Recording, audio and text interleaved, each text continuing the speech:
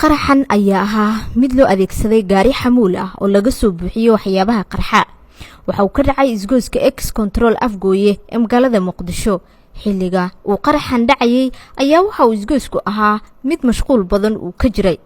wadadan waxa isticmaalayay dadweyne u socday shaqooyinkoodii ardayda wax ka baratay jaamacadaha dalka oo waqtigaasi ku rajaweynaa inay soo dhameystaan ujeedkooda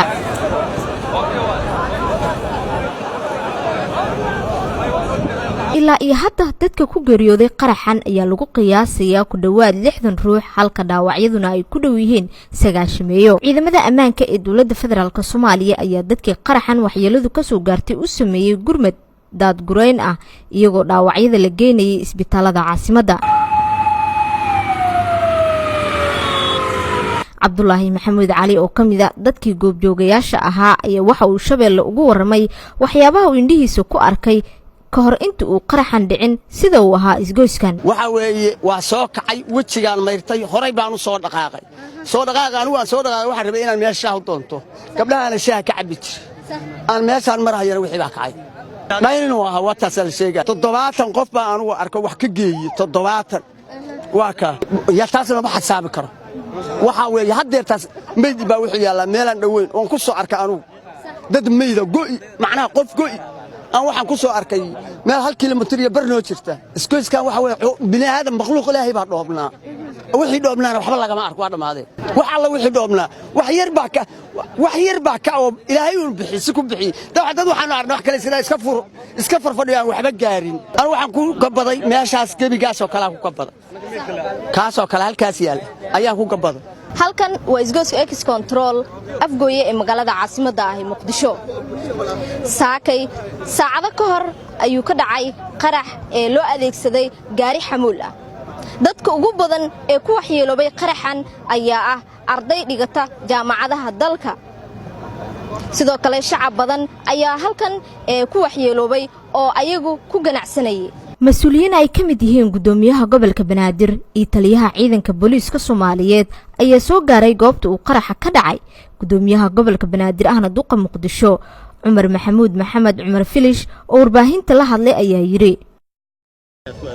maantay oo ah maalin sabti ah dabayaaqada bisha December waxaa ka dhacay X control qarax weyn oo saaran lagu soo raray gaari xamuul ah qaraxaas waday wuxuu isku qarxiyay isgoyska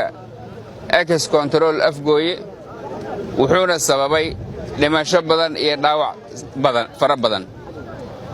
dhimashada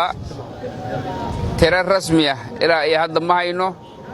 dhaawacu waa 90 sida hadda ay noo sheegeen goobjoogayaashii tirada dhimashada oo rasmigaana gadaal ayaan ka ogaan doonaa laakiin ma yara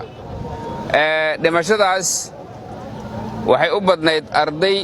u socotay dugsiyadaha iyo jaamacadaha number weyn ama tiro badan oo ardayda ah waxay ahayn jaamacadda Banaadir inna lillahi wa inna ilayhi raaji'uun Allah u naxariisto dadkaas ku dhintay halkaas waxay ahaayeen dad aan waxba galabsan shacab rayid ah intooda badan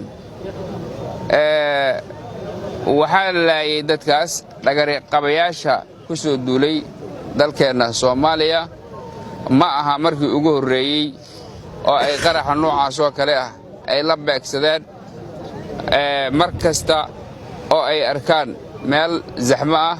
ama bulshadu isugu badan tahay waxa ay ka caado dhigteen inay sidaas oo kale ay u laayaan ilaahay subxaanahu wa ta'ala ayaan ka magan galnay shartooda bulshada Soomaaliyeedna waan hubaa inay kala garteen